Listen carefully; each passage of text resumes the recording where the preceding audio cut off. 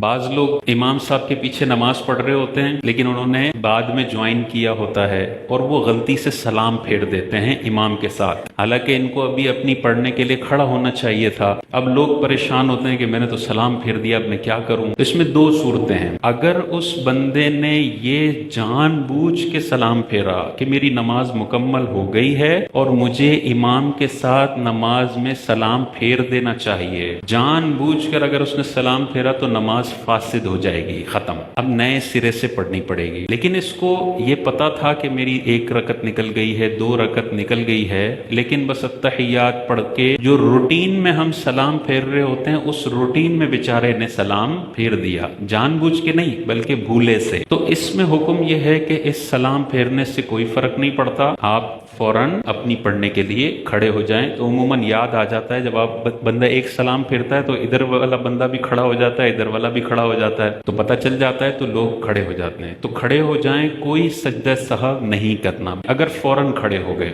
اس میں ایک اور مسئلہ یہ ہے کہ آپ نے سلام پھیرا اور آپ تھوڑی دیر وہاں پہ بیٹھے رہے، اب یاد آیا کہ مجھے تو کھڑا ہونا چاہیے تھا اور میں تو سلام پھیر دیا ہے، اپنی تو میں نے پڑھی ہی نہیں ہے۔ اس میں اصول یہ ہوتا ہے کہ اگر آپ نے ابھی تک نماز سے ہٹ کر کوئی کام نہیں کیا، آپ نے سلام پھیرا اور آپ وہیں بیٹھے ہوئے ہیں، کوئی آپ نے دنیاوی بات نہیں کی، اپنا سینہ قبلے کی طرف سے نہیں پھیرا ہوا، آپ نے چلنا نہیں کیا ہوا اور کوئی بات چیت نہیں کی ہوئی، تو 5 منٹ کے بعد بھی آپ اپنی پڑھنے کے لیے کھڑے ہو سکتے ہیں۔ جب تک آپ نماز کے منافی کوئی عمل نہیں کرتے، شریعت یہ ازیوم کرتی ہے کہ آپ ابھی نماز ہی میں ہیں، اپنی پڑھنے کے لیے کھڑے ہو جائیں۔ ہاں، اگر کسی نے منافی نماز کوئی کام کر لیا کہ سلام پھیرنے کے بعد وہ بات چیت میں لگ گیا، موبائل دیکھنے میں لگ گیا، کوئی ایسا کام کر لیا جو نماز کو توڑ دیتا ہے، اب اس کو نئے سرے سے پڑھنی پڑے گی۔ تو جیسے کسی نے سلام پھیرا